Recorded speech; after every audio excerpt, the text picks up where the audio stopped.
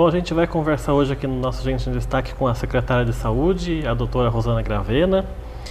Bom, doutora, muito obrigado por ter aceitado o convite para essa entrevista. Eu vou começar falando um pouquinho sobre a sua trajetória pessoal, né? A senhora é de São Caetano do Sul? Exato. Nasci lá, mas vivi pouco tempo lá, até os 3 anos. Depois, até os 17 na Moca, né? Família italiana, todos os 4 avós imigrantes italianos, né? A gente acabava se juntando aos pares, né? E depois disso, entrei na faculdade com 17 anos, já fui morar em Taubaté, né? Entrei em 4 faculdades de medicina. E como é que foi essa sua infância lá? Era uma família grande, descendente de italianos?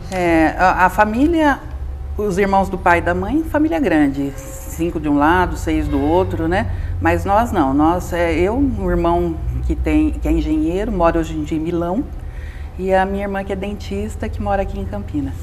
E os seus pais faziam o quê? Que tipo de educação que eles deram para a senhora? Então, eles são funcionários públicos, né? O interessante da minha família é que, assim, meus avós vieram para cá fugidos da guerra, mas, assim, focaram a vida toda no estudo dos filhos, né? Então, eu tenho todos os tios de um lado e do outro, todos com mais de 80 anos hoje em dia, todos com nível universitário completo, né? Todos? Todos, sem exceção. E todos os sobrinhos também, né? Todos os netos de um lado e do outro, né? Mas são poucos médicos, né? O irmão do meu pai é médico, eu tenho uma prima médica de um lado e um primo médico do outro, né? A maior parte é engenheiro, advogado, o pessoal tende um pouco mais para exatas. Era uma educação muito rigorosa? O italiano é muito de falar muito, né?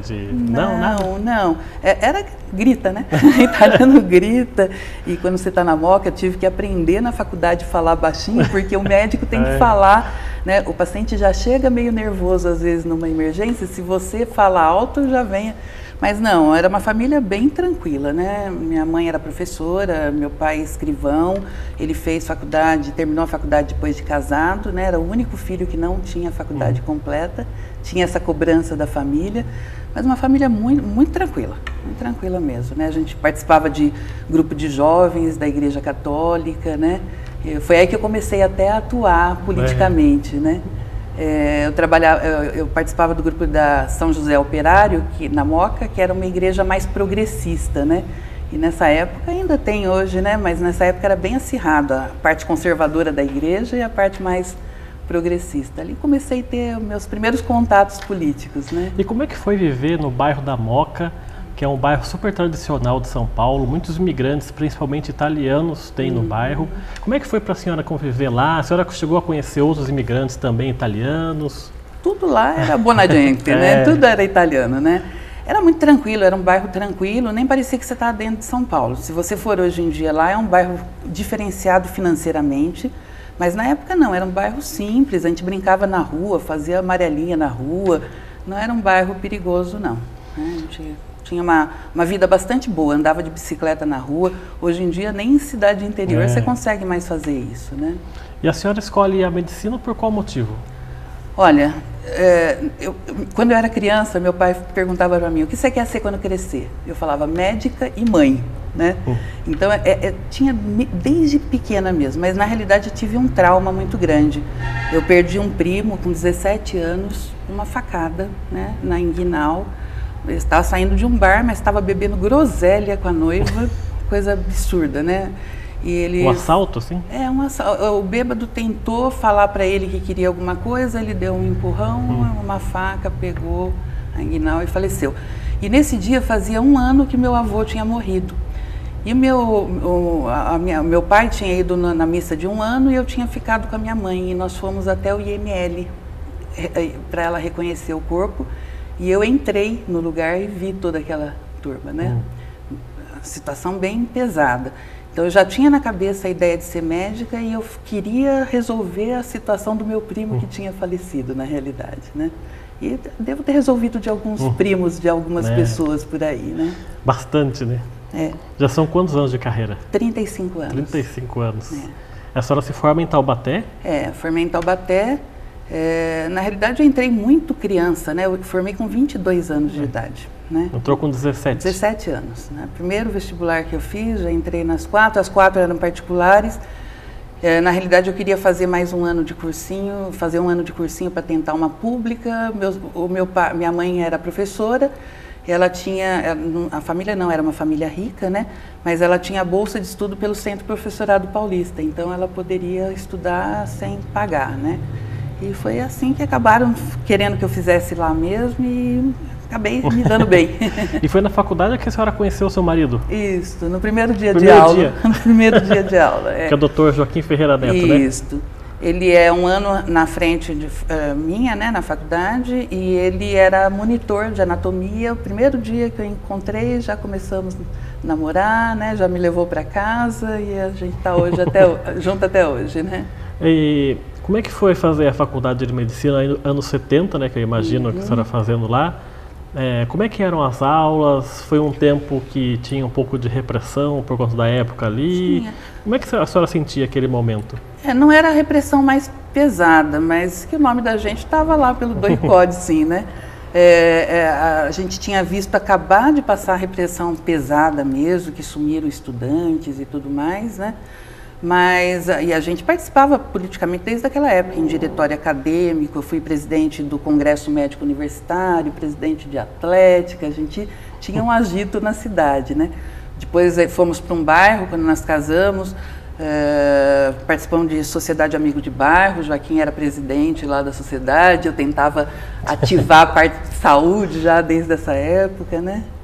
E a senhora vem para Jacareí logo depois que se forma da faculdade ou espera mais um pouco? Não, eu fiquei 2 anos lá, fazendo a parte de clínica médica, né, que foi... Na realidade, eu fiz 1 ano de pediatria, de UTI de recém-nascido, porque o Joaquim iria fazer ginecologia, eu pediatria. A ideia é a gente ir numa cidade de interior menor que Jacareí. Então, teria que ter o ginecologista e o pediatra. Mas a criançada morria e eu ficava em pânico, né? Eu gosto muito de criança para ter que cuidar da criança na hora pior, ainda mais UTI de recém-nascido, né? E aí resolvi fazer clínica médica, fiquei 2 anos lá e depois nós viemos para cá. E até hoje a senhora lida um pouco, assim, é muito difícil para a senhora lidar com essa coisa de morte ainda do paciente? Não, de jeito nenhum. Eu pensei até que teria problema na sala de anatomia, né? Mas o Joaquim estava lá para me apoiar.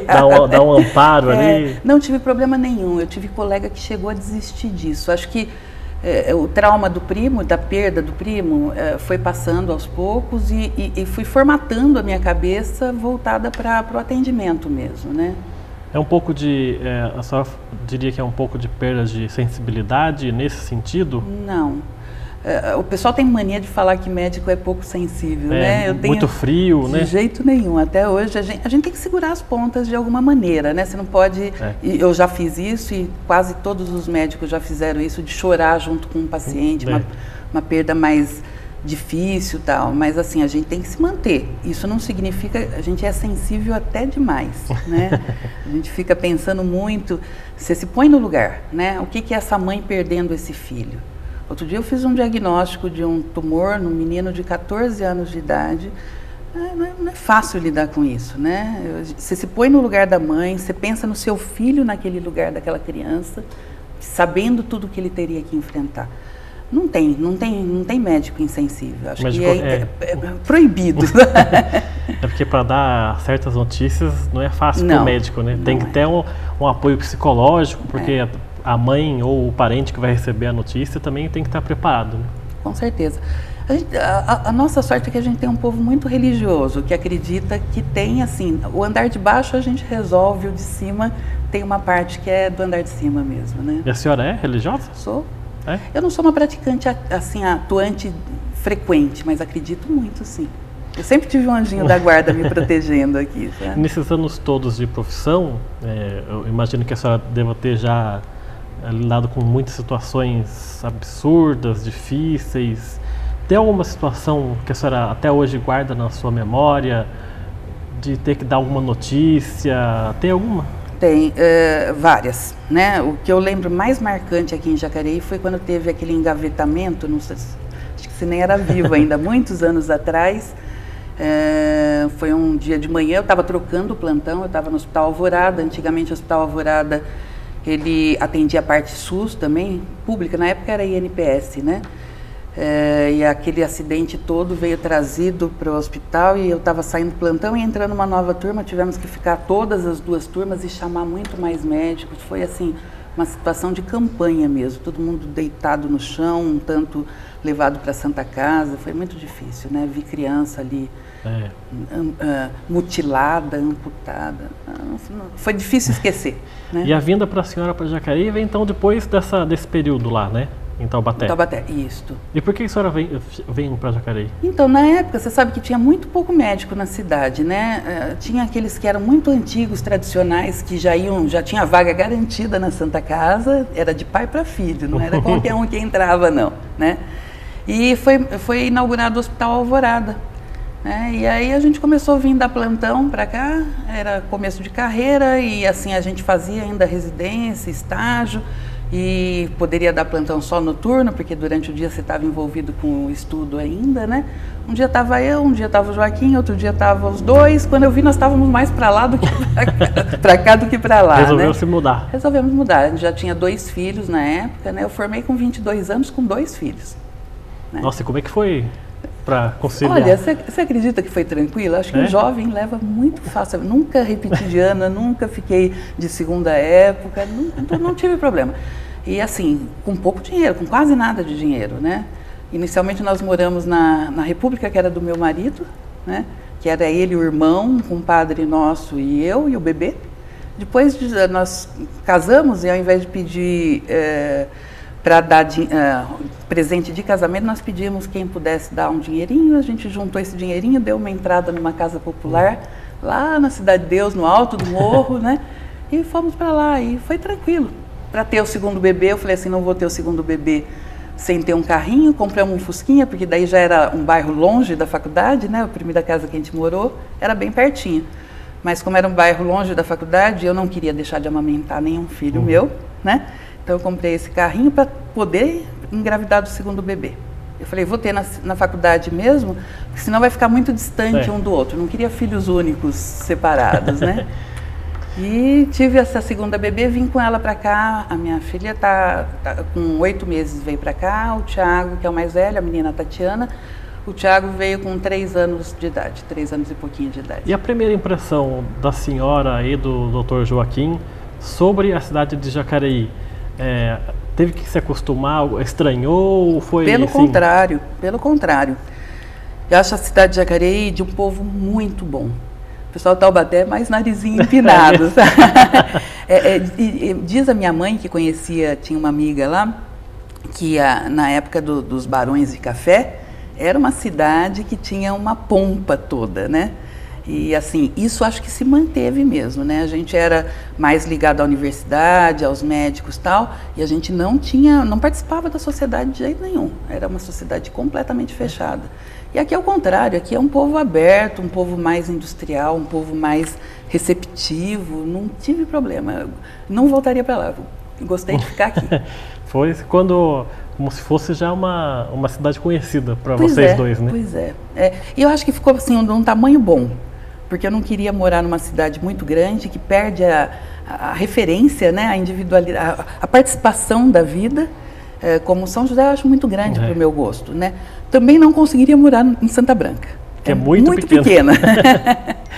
Santa Branca eu acho que tem 10% da população de Jacareí, né? Santa Branca então, não consigo. Acho que tem que ter esse meio termo, né? Ter a estrutura, sou urbana, não sou uma pessoa rural, né?